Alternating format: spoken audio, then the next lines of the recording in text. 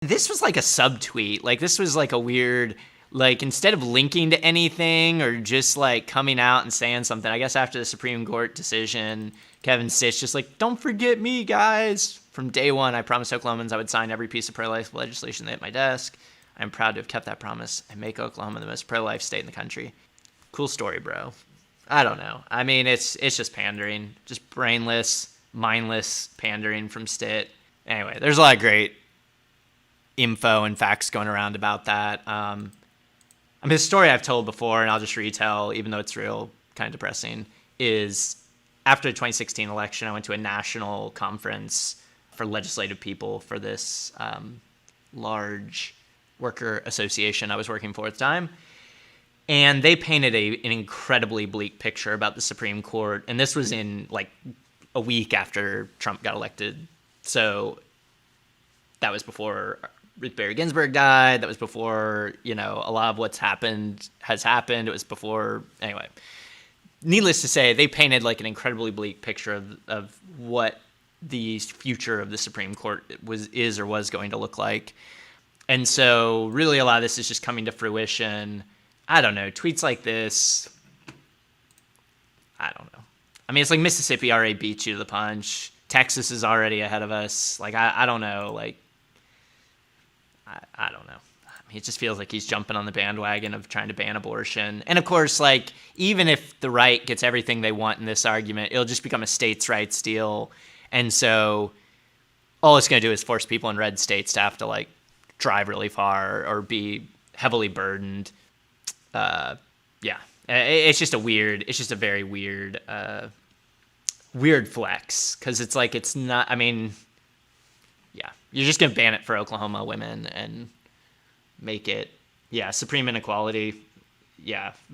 I need to do the book club thing. I know I talked about it a while back and then just never did it. But, yeah, the way abortion will play out will be, it'll be purely based around like income and wealth inequality. Rich women will be able to go and do it. Poor women will be forced to carry babies to term and I mean, it's so horrific how it'll go down. The liberal states will still keep it accessible. It's just going to be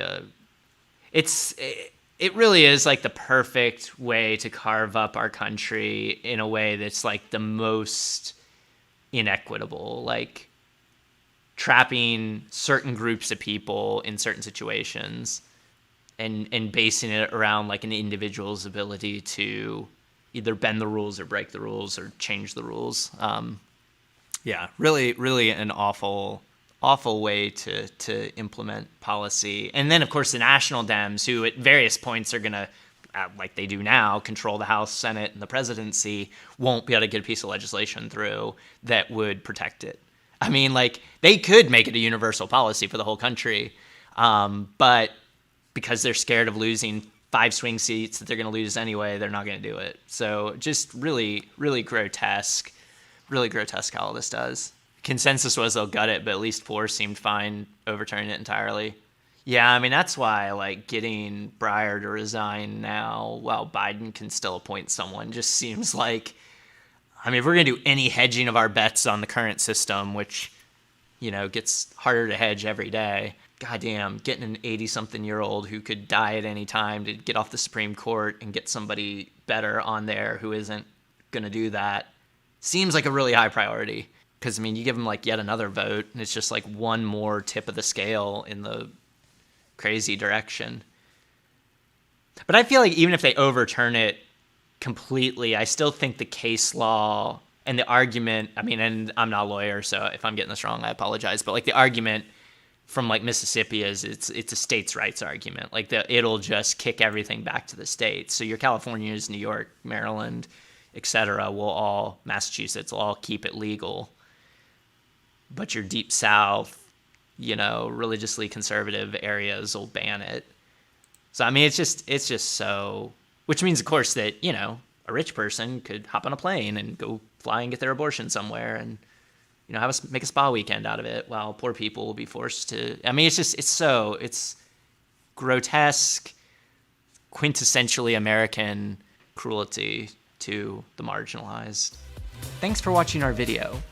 Please give it a like and hit that subscribe button for more content. If you want to engage with us, follow us on Facebook, Twitter, Twitch, and Instagram.